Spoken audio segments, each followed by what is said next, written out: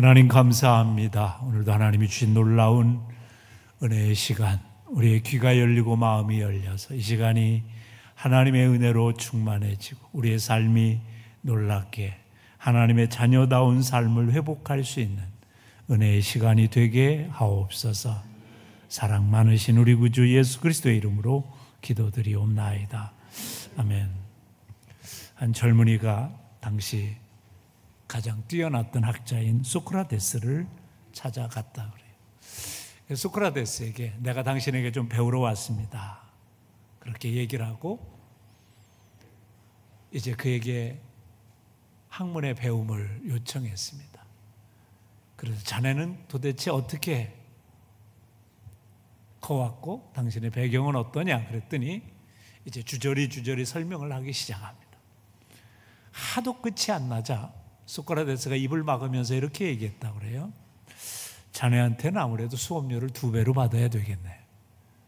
기분이 나빠진 이 청년이 젊은이가 이렇게 대답, 왜 나한테만 2배 받아요? 그랬더니 소크라테스가 이렇게 얘기했다고 그래요. 훌륭한 사람이 되려면 첫 번째로는 혀를 제어하는 능력을 배워야 되네요. 그리고 두 번째, 혀를 잘 쓰는 능력보다 잘 듣는 능력이 필요하기 때문이네. 사실 우리 인생을 살아가면서 중요한 건 말을 많이 하는 것보다 잘 듣는 게 중요하지. 그래서 이런 말이 있습니다. 말을 배우는 데는 2년이면 족하지만 말을 듣는 것을 배우는 데는 80년이 걸린다. 그래서 사실 우리가 잘 듣는 훈련이 부족합니다. 사실 많은 사람들이 말은 잘하지만 듣는 것을 잘 못해서 오늘날 많은 문제가 생길 수 있습니다. 그래서 우리 주님은 우리가 얼마나 잘 듣는가가 인생의 위대한 지혜임을 가르쳐주고 싶으셨던 거죠. 예수님은 잘 들으셨던 분이세요. 어느 날 길을 가고 있는데 불쌍한 소경 하나가 예수님을 찾습니다. 예수님, 나를 불쌍히 여겨달라고, 나를 좀 불쌍히 여겨달라고 그렇게 외치고 있는데 주변 사람들은 다 무슨 생각이 들었어요? 아이 시끄러, 그랬어요. 그래서 뭐라고 그러냐면 성경에 나를 불쌍히 여기서 외치는 그를 향해 꾸짖어 잠잠하라. 그 사람들이 다 시끄러워, 듣기 싫어하는 거예요. 그런데 주님만이 뭐라고 그랬어요? 길을 가다 머물러 서서, 머물러 서서 그의 소리를 듣기 위해 머물렀다는 거죠. 이것이 예수님의 경청에 듣는 자세입니다. 여러분, 경청이란 건 뭐냐면, 그래서 낱말 뜻은 이래요. 이웃들의 소리를 듣기 위해 잠시 머무르는 것이다. 머무르는 거예요. 분주한 발걸음을 잠시 머무르고 상대방의 이야기에 귀를 기울이는 것, 그게 경청인 거죠. 그리고 경청과 듣는 것에 좀 다르면, 듣는 것은 소리가 들리면 그냥 귀에 청각적으로 들리는 거예요. 경청은 좀 달라요. 뭐예요? 귀를 기울여 상대방의 말을 듣는 것, 그게 경청이에요. 성경을 읽다 보면 예수님은 수로보니게 여인의 음성을 들으셨어요. 소경 바디메오의 그런 간절함의 소리를 들었어요. 또한 삭개오가 나무 위에 올라가 있는 그 마음의 소리를 들었던 거죠. 왜냐하면 듣는 것에 관심이 계셨기 때문입니다. 신학자 폴 틸리에는 그래서 이런 표현을 합니다. 사랑이 있어야 경청하게 된다. 여러분, 내가 상대방에 대한 존중과 사랑이 있어야 내가 귀를 기울여 그 사람의 말을 듣게 된다는 거죠. 그래서 피터 드로커라는 유명한 경영 컨설턴트는 이런 얘기를 했습니다.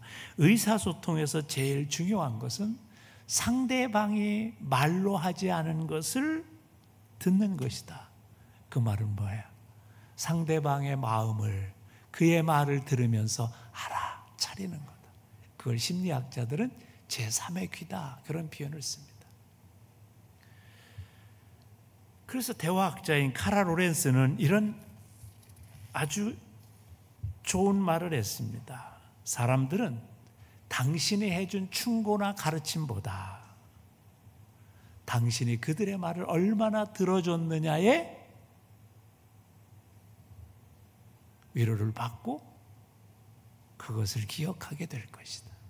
그러니까 내가 아무리 막 사람 만나면 교훈하고 가르치고 하려고 하지만 그 사람의 말을 찬히 들어준 것, 그것을 기억하게 된다. 우리가 이런 기도하면 할수록 우리 주님을 사랑하게 되는 이유가 뭐냐면, 나는 답답하고 속상해서 하나님 앞에 간구하는데 세상의 사람은 들어주지 않지만 주님이 내 기도를 들어주시고 응답해 주신다는 사실을 알게 되면 우리 마음의 위로가 되는 것이고, 주님의 사랑을 알게 됩니다. 주님이 그래도 내 삶을 이렇게 인도하시는구나. 그걸 발견하게 되면 우리는 주님의 사랑의 깊이에 들어갈 수 있고 주님의 은혜의 자리에 들어갈 수 있는 거예요. 그러면서 이런 생각이, 그래, 나의 기도를 들어주시는 하나님, 나의 음성을 들어주시는 하나님, 나의 답답함을 알아주시는 하나님, 그 나의 소리를 들어주시는 하나님이라는 거죠. 그래서 유대인들이 매일 드리는 기도문이 있어요. 쉐마라는 곳에. 근데 그 서문에 어떻게 시작하냐면 이스라엘아 들을지어다, 그렇게 시작합니다. 그러니까 기도의 시작은 우리는 간구하고 부르짖는 것이라고 생각하지만 그보다 더한 건 주님, 내가 듣겠습니다. 내 인생에 대해서 어떻게 살아야 될지, 내가 어떤 말을 하는 게 좋을지 주님, 내가 듣겠습니다. 그게 기도의 시작이라, 즉 경청이 기도의 시작이라는 거예요. 오늘 본문 마가복음 4장 1절부터 9절은 예수님이 우리들에게 비유로 전해주신 말씀의 가장 첫 번째라고 알려져 있어요. 그 첫 번째 교훈을 무엇으로 시작하셨냐면 경청으로 시작하셨어요. 그래서 오늘 본문 마가복음 4장 1절의 시작은 뭐냐면 들으라로 시작합니다. 들으라. 그리고 뭐로 맞춰요? 들을 귀 있는 자는 들을지어다로 맞춥니다. 그래서 여러분 중요한 거 아세요? 내가 잘 들으려고 하면 잘 들립니다. 근데 내가 안 들으려고 하면 안 들립니다. 그래서 내가 말씀을 잘 들으려고 하는 마음이 있느냐, 여기에 다 말씀이 들리는 것에 차이가 있는 거죠. 오늘 비유는 13절에서 20절까지 해석을 해 주십니다. 거기도 계속 보면 뭐예요? 말씀을 잘 들으면, 말씀을 들으면 얘기합니다. 그러면서 예수님이 강조하고 있는 게 뭐냐면, 내가 말씀을 듣는 그 마음의 상태가 바로 너의 듣는 태도와 관련이 있다는 거죠. 그래서 여러분, 하나님이 우리에게 들려주시는 말씀을 우리가 어떻게 듣느냐 하는 이 듣는 것의 태도가 우리의 삶을 다르게 만든다는 거예요. 데살로니가 교회는 바울 사도가 보기에 참 축복된 교회였어요. 근데 그 원인을 바울 사도가 찾아봤어요. 그랬더니 그 원인이 어디에 있는가를 바울 사도가 찾아서 그들에게 편지합니다. 그게 데살로니가전서 2장에 나오는 말씀이에요. 거기에 이렇게 말씀합니다. 이러므로 우리가 하나님께 끊임없이 감사함은 너희가 우리에게 들은 바 하나님의 말씀을 받을 때에 사람의 말로 받지 아니하고 하나님의 말씀으로 받음이니 진실로 너희는 그렇게 한다. 이 말씀이 또한 너희 믿는 자 가운데서 그래서 역사한다. 하나님의 역사가 데살로니가 교회에 있는 것, 데살로니가 성도들에게 하나님의 축복이 있는 것, 그들 속에 하나님의 기적의 역사가 있는 것, 그 이유가 뭐냐면 하나님이 너에게 가르쳐주는 말씀을 진실로 하나님의 말씀으로 듣는다는, 사람의 말로 듣지 아니하고. 쉽게 얘기하면 잘 듣는다는. 그래서 여러분, 우리에게 하나님이 들려주시는 그 말씀이 왜 중요하냐면 오늘 나의 삶이 가는 길을 가르쳐 주시려고 하기 때문에, 내가 어떻게 사는 게 복된 것이고 어떻게 사는 게 지혜로운 것인가 가르쳐 주시려고 하기 때문에 하나님께서는 하나님의 말씀으로 우리들에게 들려주시기 때문에. 그래서 뭐예요? 말씀을 전하는 목사나 이런 사람은 뭐예요? 그냥 매개자인 거예요. 스피커. 그래서 하나님의 음성을 들으려는 그 자세, 그 태도가 우리의 미래를 결정하게 된다는 거예요. 이 잔 맥스웰은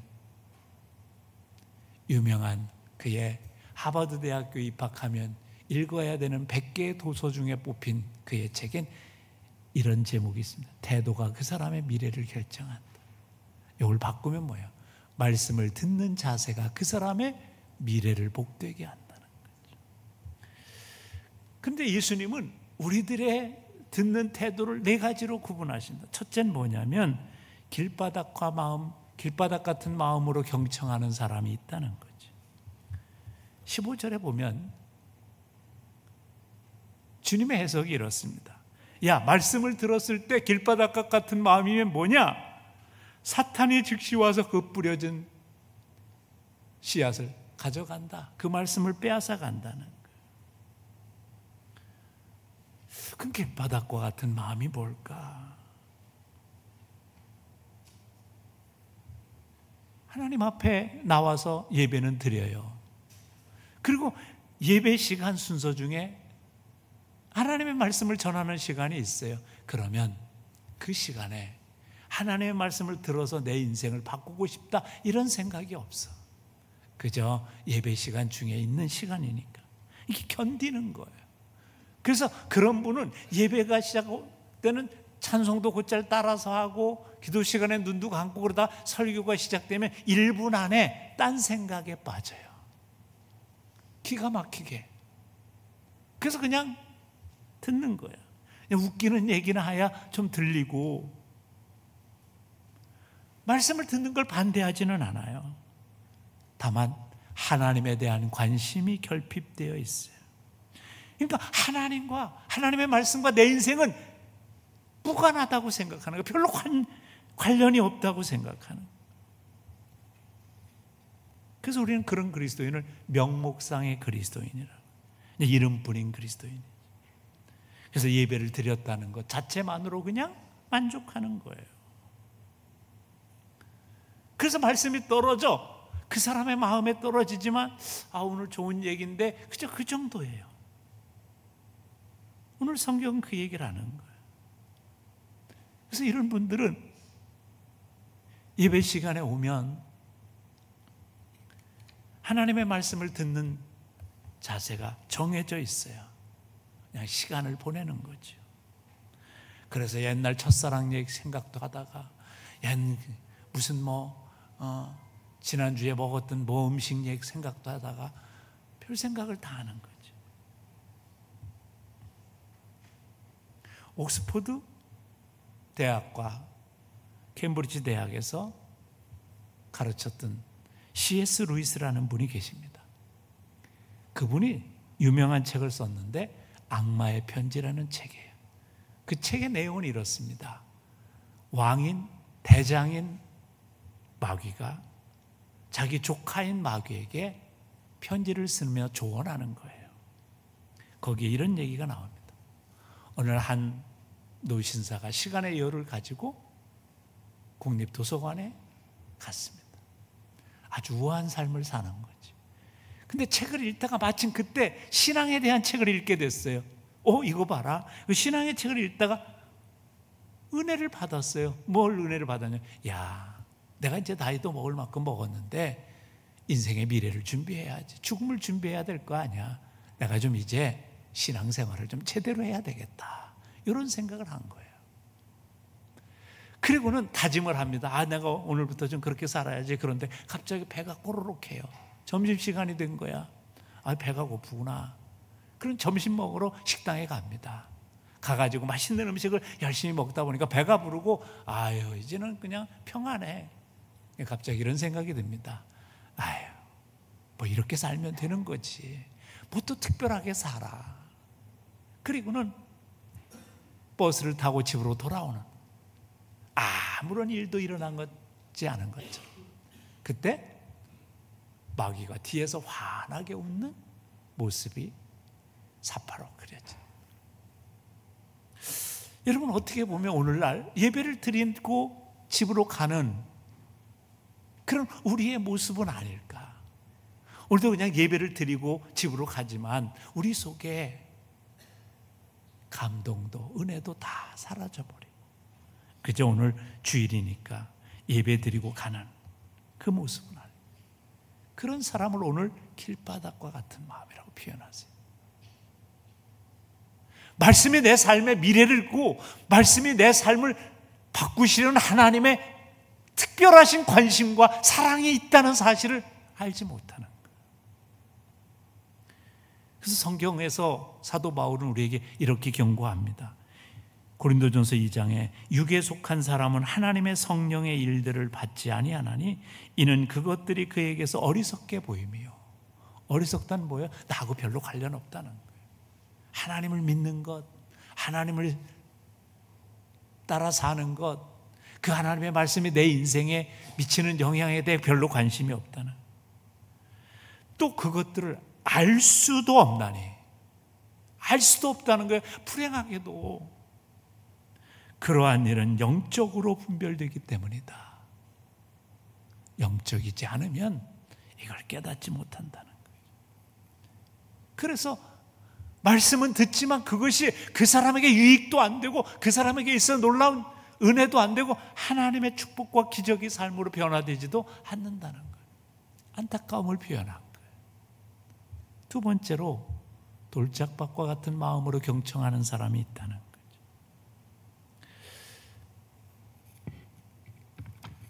오늘 그 말씀에 대한 해석은 이렇게 하십니다. 또 이와 같이 돌밭에 뿌려졌다는 것은 이들을 가리킴이니 곧 말씀을 들을 때에 즉시 기쁨으로 받으나 그 속에 뿌리가 없어 잠깐 견디다가 말씀으로 인하여 환난이나 박해가 일어나는 때에는 곧 넘어지는 자요.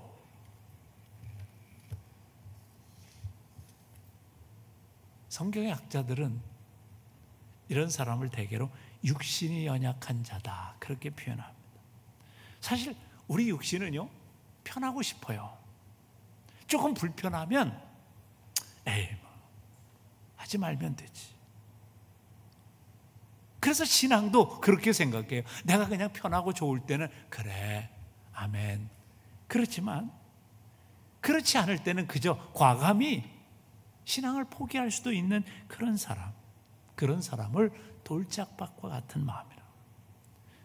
이런 그리스도인에게 있어서 우리에게 하나님의 말씀대로 살아서 받는 그 형통함의 인생을 살지 못하게 하는 세 가지가 요소가 있어요. 하나는 뭐냐면 말씀을 빼앗아가는 마귀고, 두 번째는 뭐냐면 우리의 육신의 연약함이에요.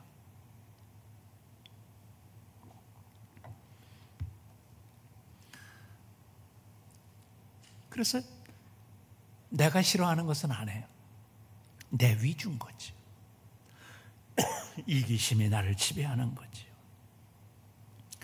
그래서 때때로는 각오도 해요. 야, 내가 이제부터 신앙생활 좀 잘해야지.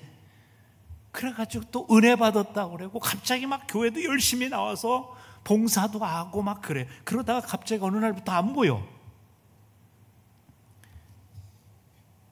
그래서 보면 이유가 있어요. 뭐냐면 교회 나오는 그놈의 인간 그 꼴 보기 싫어서 안 온다는 거예요. 그 잘난 척하고 막 떼떼거리고. 근데 불편해. 또 교회를 모처럼 차를 몰고 왔는데 그냥 그만 누가 받았어. 그래가지고 말이야, 주차하는 게 더 귀찮고 여러 가지 육신의 편안함이 불편함을 느끼게 될 때 거기에 끌려가는 거예요.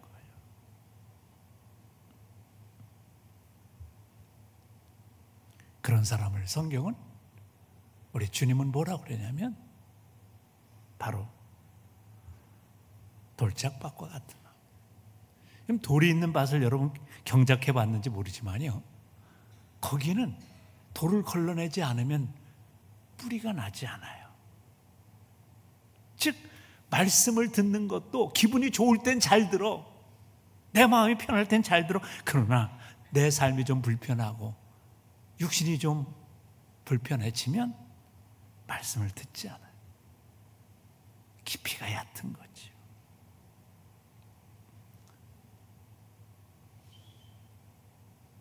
세 번째로 주님은 가시떨기와 같은 마음으로 경청하는 사람들이 있다는 것. 어떻게 보면 가시떨기 밭이라는 건 그리스도인에게 있어서 많이 있는, 흔히 있는 그런 삶의 태도를 얘기할 수 있을 거예요. 이건 세상의 유혹이 우리의 삶을 지배하는 그런 사람이에요. 그러니까 즉 세상의 유혹을 이기지 못하고 사는 거예요.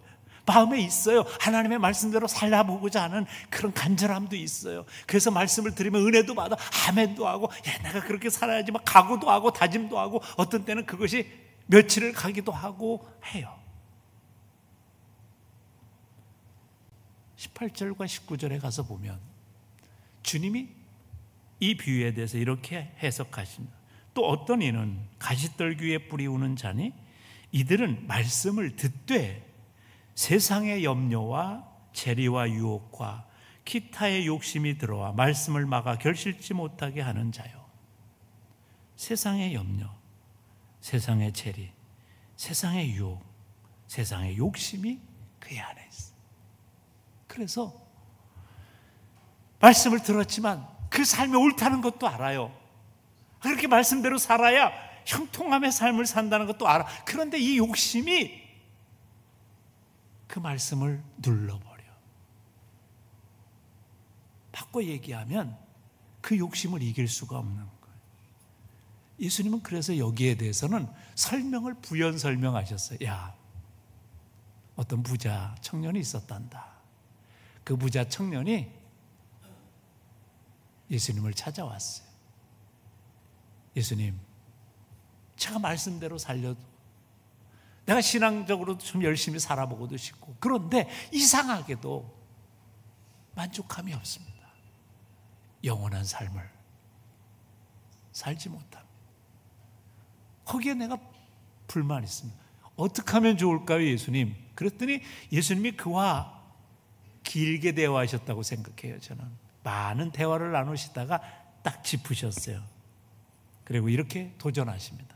내 재물을 팔아 가난한 사람에게 나누어 줘라. 그리고 나를 따르라. 이 청년의 문제가 뭔지 아셨어요? 이 청년을 진짜 지배하는 모든 권세는, 권위는 물질에 있었어요.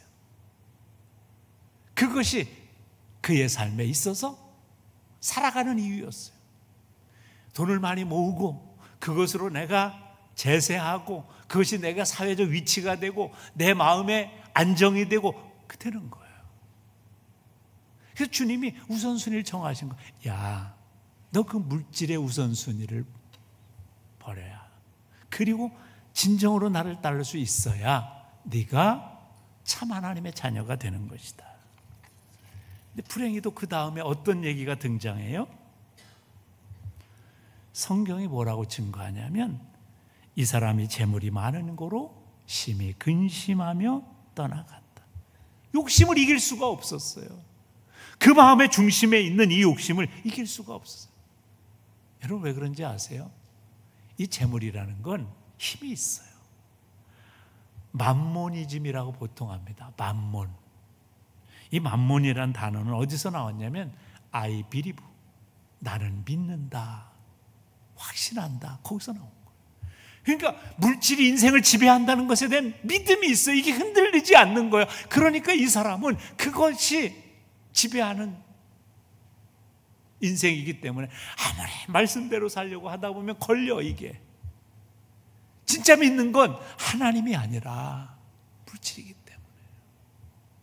그러니까 이 싸움에서 늘 실패하는 거예요. 그래서 때로는 은혜를 받아요. 간증도 해요. 교회에서 열심히 막 나와서 봉사도 하다가 어느 날 갑자기 그 열심이 식어지는 이유는 뭐냐면 물질의 문제.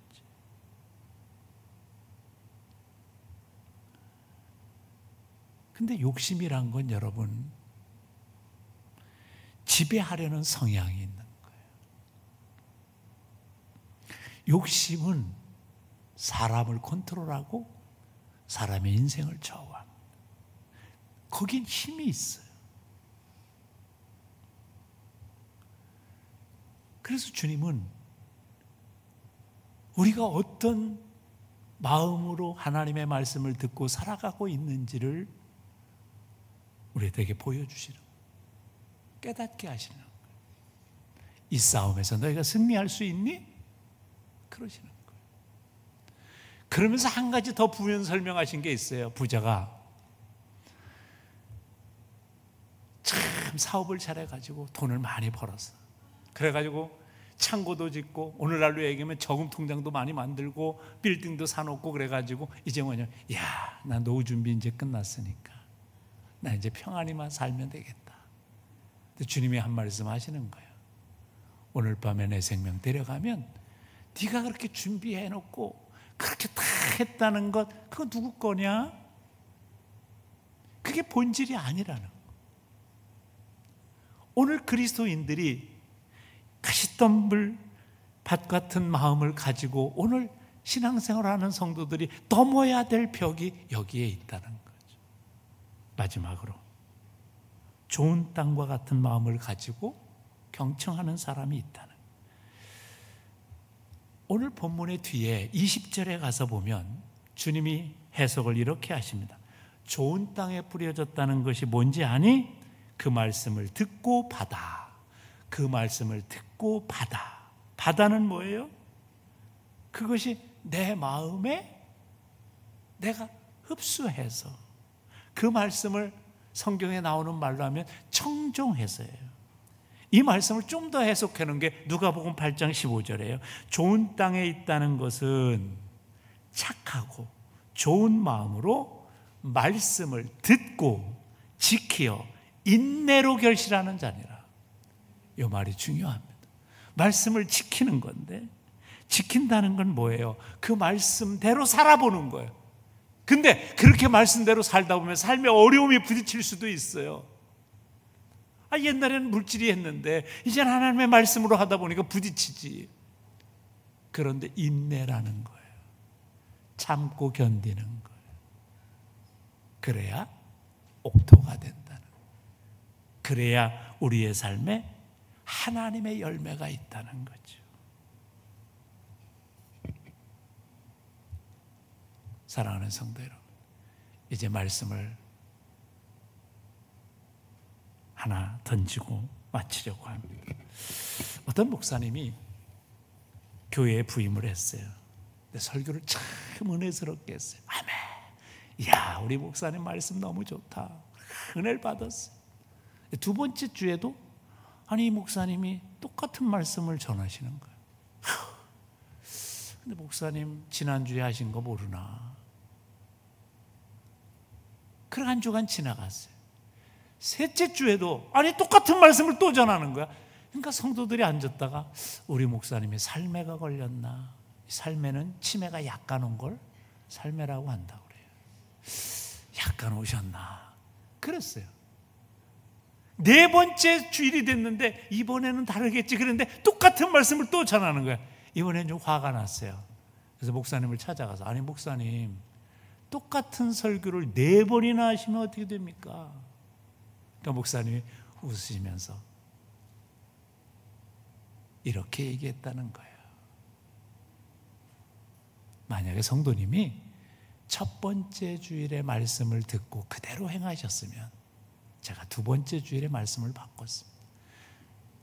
제가 네 번째 이 말씀을 드린 것은 여러분이 그 말씀을 듣기는 하지만 듣는 대로 지키고 살지는 않는다는 걸 알았기 때문에 지킬 때까지 하려고 합니다. 만약 여러분이 설교를 듣고 이번 주에 말씀대로 산다면 제가 설교를 바꾸겠습니다. 그런데 5번째 주일에 어떻게 했을까요? 다시 똑같은 설교를 할 수밖에 없었다는 거죠. 한번 생각해 보십시오. 우리가 하나님의 말씀을 듣고 그 말씀이 내 인생을 움직이고 내 인생을 새롭게 하고 내 인생을 30배, 60배, 100배의 열매를 맺게 하려는 하나님의 간절하심의 그런 소리였다면 내가 그 말씀을 한 주간 동안 어떻게 지키고 살겠노? 지킨다는 건 그 말씀대로 사는 것이고 거기엔 인내가 필요하다는 사실을 아는 거지. 저는 우리 사랑하는 성도님들의 귀가 열려 하나님의 음성으로 들을 수 있는 그런 경청의 귀가 되시길 주님의 이름으로 축복합니다. 기도드립시다. 하나님 감사합니다. 오늘도